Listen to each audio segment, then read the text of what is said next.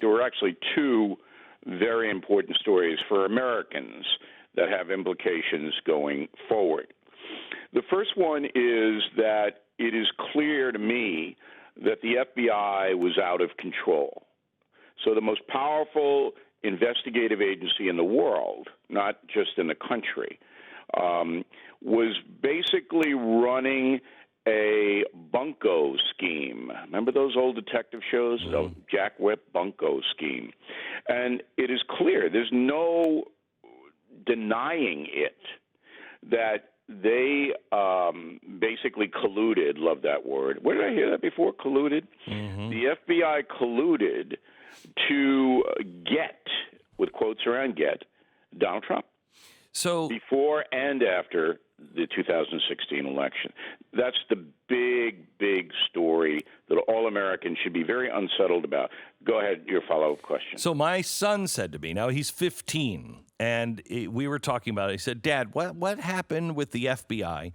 And I told him, and he sat there for just 30 seconds, and he said, well, the real question is, and I was shocked to hear this come out of his mouth, who organized that? Who is at the top of that? Who allowed that to happen? Who is calling the shots on this? Yeah, a couple of weeks ago, I don't know whether you remember, Stu may remember, but he might have been off because Stu's off a lot. I told you about a K Street group called the Bonner Group. Do you remember that? I do remember that. I do remember. Okay. So Americans don't know anything about this because it'll never be reported on in the media. So every morning there is a conference call that comes out of this group. They have offices.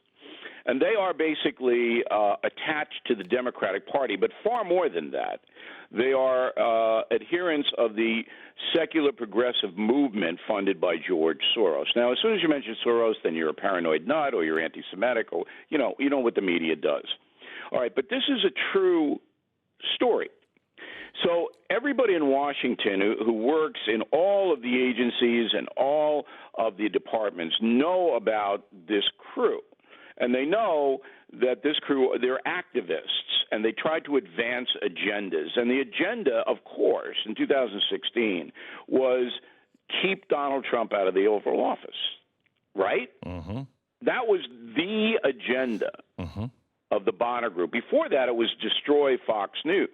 And the reason I know about this is I got caught up in this. All right, they hurt me. So that's how I know so much about them, because we put our investigators and found out. But anyway, the sole agenda in 2016 was hurt Donald Trump, get him. And in those, in that campaign, James Comey and McCabe's wife, you'll remember, ran for Congress as a Democrat in Virginia. They're in that circle. They know all these people, and they know what comes out. So early on, and I don't believe that it was explicit. I don't believe Comey and McCabe had a meeting, because they're way too smart for that, and told their agents, led by Peter Strzok, the infamous mistress guy with the text, get Trump, and that's our policy. That's not what they do. It's implied. And when the opening came from the bar conversation in London between Papadopoulos and the Australian guy, that was the opening that the FBI needed. Aha, now we have a legitimate way to go in and try to surveil the Trump campaign, because we believe they're dirty. It's like, they know who all the organized crime people are. They know they sell narcotics, but they need an opening to get in and tap them. This was the opening.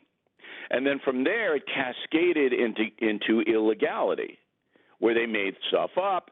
They falsified texts between the CIA and the FBI. They do all kinds of things to get the FISA warrant. So that's what happened. So let me ask you this. Why did Horowitz, the IG, come out with this? I think the headline is mamby-pamby, because he calls them inaccuracies.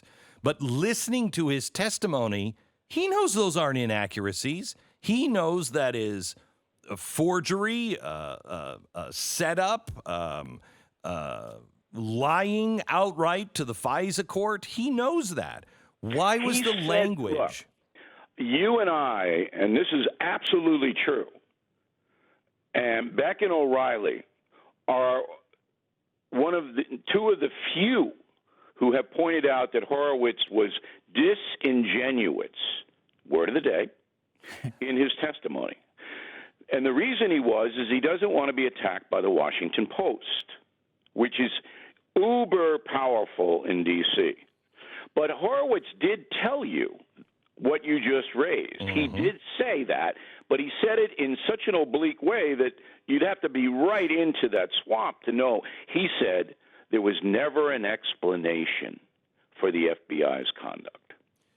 Now, what he should have said was, in all my years of being in the Justice Department, I have never seen anything like this, and it strains credulity, another word of the day, to think that it was an accident, to think that these mistakes, all 17 of them, were accidents, just bad judgment. But they're not. But they're not. It's not only impossible to have 17 or 19 mistakes all fall in the one direction. The actions of changing an email and reversing it, cutting out language. He's referred, and he will be charged. Right. He will be charged, all right, that FBI agent who did that. Now, did he do it on his own? Again, why would an FBI agent put his whole career and life at stake? For one. Why? It doesn't make any sense. No. So Mike Lee... None of this makes any sense, but what your audience has to understand is that this Horowitz, powerful man, Inspector General of the Justice Department, did not want to put himself at risk by telling the American people what really happened. So he did the dance. He told you, but he didn't really say it. The dance is what they all do. Okay, it's getting frightening because, as Ben Sass said, he said, I was ashamed that I have to sit two people down from Mike Lee because I've had this argument for 4 years, and I believe in the FISA system. I believe in the FBI. And he said, I told Mike for 5 years this doesn't happen. And he said, now I have to hear this, that it is happening, and it's happening in a case where they knew this would get sunlight. They knew this would be seen. So if they're doing this now, what does the average American have in store with a FISA court? Mike Lee came out and said... with Sass. I don't think that they knew they were going to get caught because the press covers for them. So you got to understand the big picture.